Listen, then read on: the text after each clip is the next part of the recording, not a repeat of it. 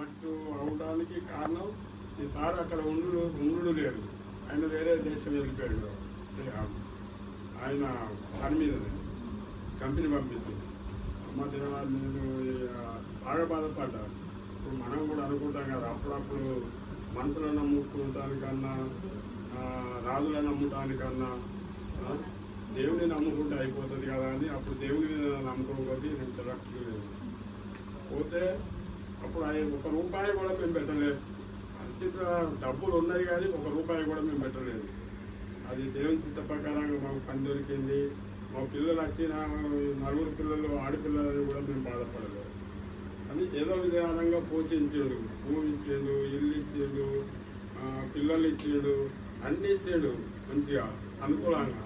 అంటే ఒకటి ఏంటి అంటే మధ్యలో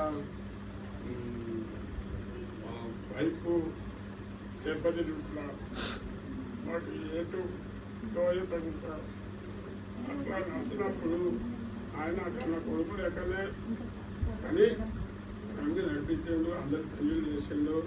వాళ్ళ నాన్న పేరు కూడా నాకు తెలియదు. ఇలా అమ్మాయిని ఇచ్చినాము. అరుణరెడ్డి సార్ ఒకటి ఏం చెప్పాడు, ఆయన కష్టం చేసి చదువుకుంటాడు అన్న మాట నాకు అదొక్కటే గుర్తున్నది. వేరేది ఏం లేదు. వాళ్ళకి ఇల్లు లేదు, భూమి లేదు, ఏది లేదు. ఎట్లా అని కూడా ఆయన పిచ్చోడు లేదని కూడా కానీ ఐటీఐ చేసిందంటే ఆయన ఎట్లన్నా బతుకుతాడు. ఆయన ఏదన్నా పని చేసి కష్టం చేసి బతుకుతాడు లక్ష్మి అని ఆ లక్ష్మికి సమాధానం చెప్తే అప్పుడు మేము ఈయనకు ఇష్టానికి అప్పుడు మేము ఒప్పుకున్నాం. అప్పుడు వీళ్ళెవరో మాకు తెలియదు, మేమెవరమో వీళ్ళకు తెలియదు.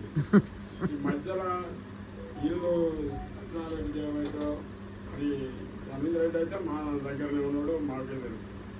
ఈ సార్ చెప్పిన మాటల ప్రకారంగానే సార్ చెప్పిన మాటల విషయంలో అక్కడే మేము ముందుకు జరిగితే పెళ్ళి అయింది. పెళ్ళైనాక బిడ్డ అయింది. అయ్యో మాకు బిడ్డలు అంటే మళ్ళీ బిడ్డ వచ్చి దాని కొడుకు సరే ఇంకో సరదా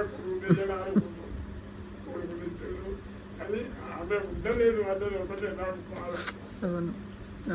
మేము ఏదైనా సాక్ష్యం చెప్పాలంటే నువ్వు ఏం చెప్తావు అన్నట్టుగానే ఉంటుంది.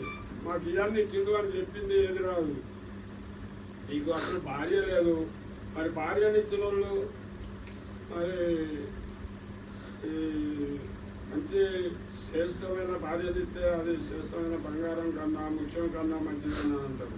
మరి భార్య లేని పరిస్థితి ఏంటి అని నేను అప్పుడప్పుడు బాగా ఇదవుతా. భార్య ఉన్న వాళ్ళకు భార్య పెళ్ళైన వాళ్ళకు మంచిది అని చెప్పిండు. మరి భార్య లేని వాళ్ళ పరిస్థితి ఏంటిది అని నేను బాగా బాధపడతా. ఇంకా మరి ఇప్పటికైనా కానీ ఆయన ముగ్గురికి ఆయన ద్వారానే వాళ్ళ తల్లిదండ్రుల ద్వారానో ఆయన ద్వారానో